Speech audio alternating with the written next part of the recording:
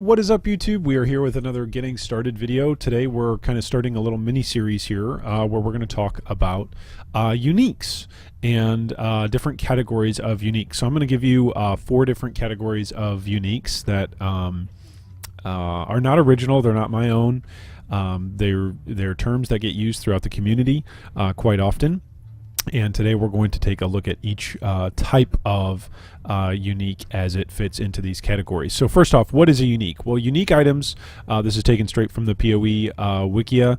So unique items are meant to be less powerful overall than high-level rare items, but offer unique gameplay and allow special character builds to be based around them. Currently, there are 841 released unique items, including maps and items with modifier variants. So today we're going to introduce these 4 different categories that are up here in the top left-hand side. So the first unique type is the build enabling unique.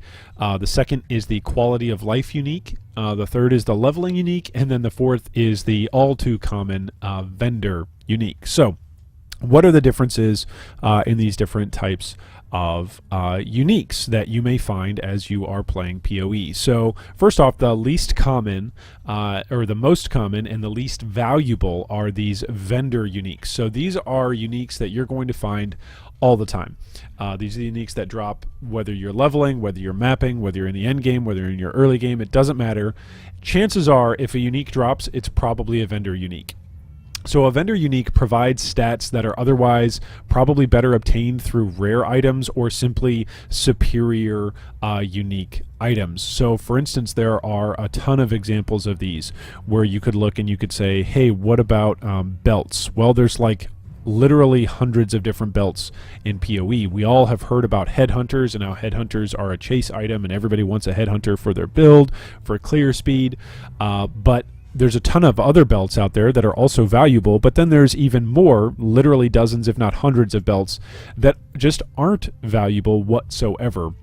And the vast majority of the time that you pick up one of these items, it's just not that great. You can find better resistances, better life, better energy shield, so better defensive mechanics, as well as better offensive mechanics, whether that's use of flask efficiency, whether that's weapon elemental damage, as well as even some caster stats. There's tons of different ways to accumulate stats on whether your belt or on other item slots that are just better than these uniques.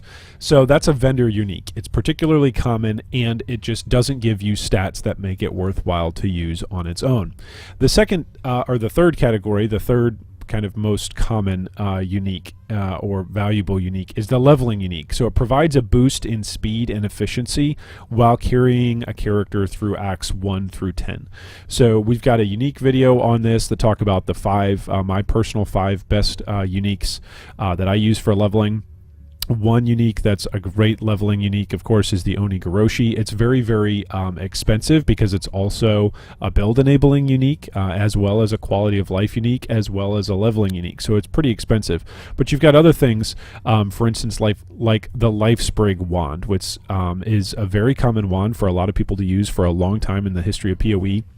If you're a caster and you're using spells, then you're going to use the Life Sprig wand because it's available very early on in the game and it can carry you for a long period of time. Other such examples of this are the Tabula Rasa, which of course is available from the get-go as early as level 1. You can equip it and it can carry you all the way through to the end game as a leveling unique. Another great example of this is Gold Rim, which is a helm that provides you with a ton of all elemental resistance. So it's just a huge quality of life bonus to carry your character through the 10 acts that are the story mode. All right, our next type of unique is the quality of life unique. So the quality of life unique provides a general benefit that is not required for your build, but can significantly improve your build. So for instance, a lot of the time, and you can see here on PoE Ninja what we're looking at right here in the middle as we look at builds. We're looking at the build section on PoEninja.com. You can see a lot of these items that are actually up here in terms of usage and percentage of usage. A lot of these are actually quality of life items. So a couple of these that I'm going to give you an example of. The first one is Dying Sun. Dying Sun is incredibly expensive, but it is not necessarily a build enabling unique.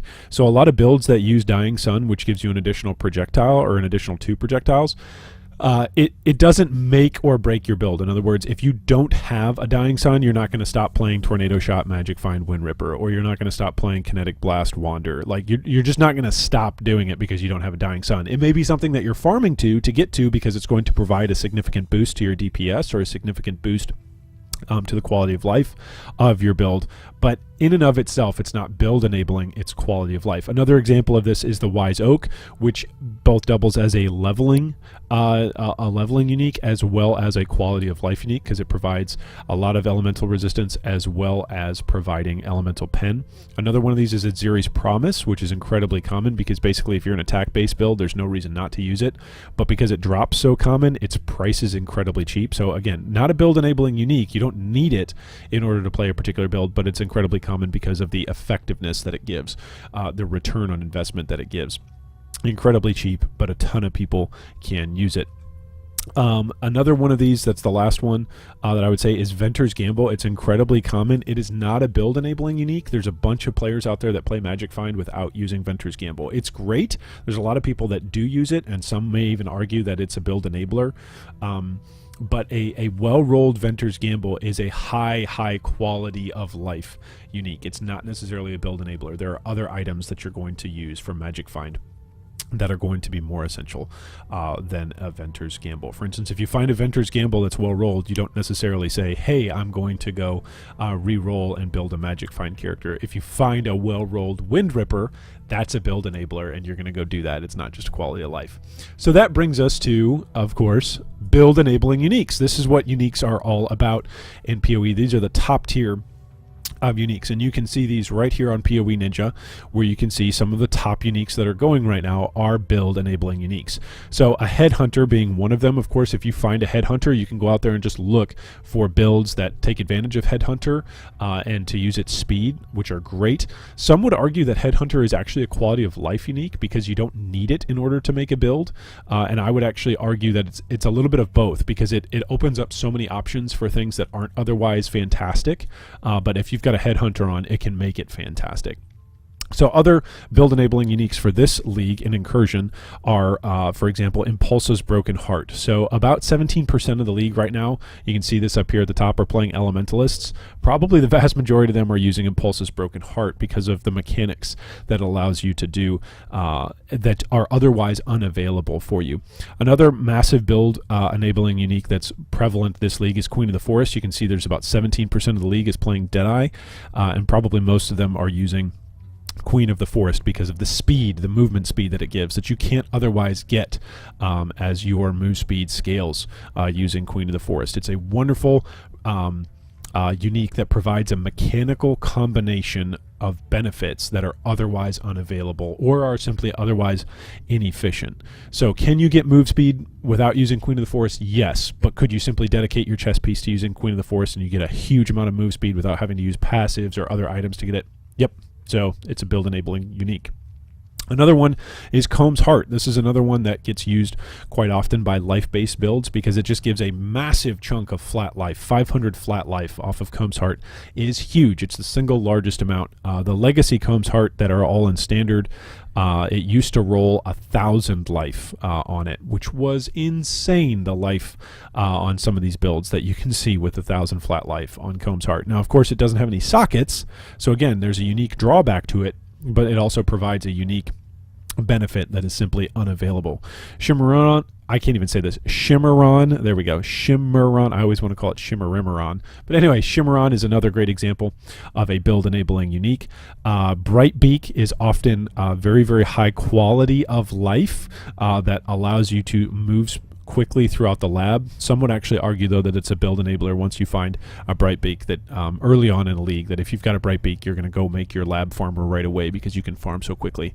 Bisco's Collar is another one of these that if you find it, it's a build enabling unique because it allows you to have such a massive amount of quantity of item from your amulet slot. So these are just some of the examples of various uniques in each of these 4 categories, and we're going to take a look at some of the popular items that fulfill each of these categories. We're going to look mostly at build enabling uniques, but we're also going to look at some quality of life uniques and what are the mechanics behind each of these uniques and why is it that they're so popular. So hopefully you enjoyed this video and hopefully you stick around for more. As always, you can like and subscribe down below and stay tuned for more daily PoE content.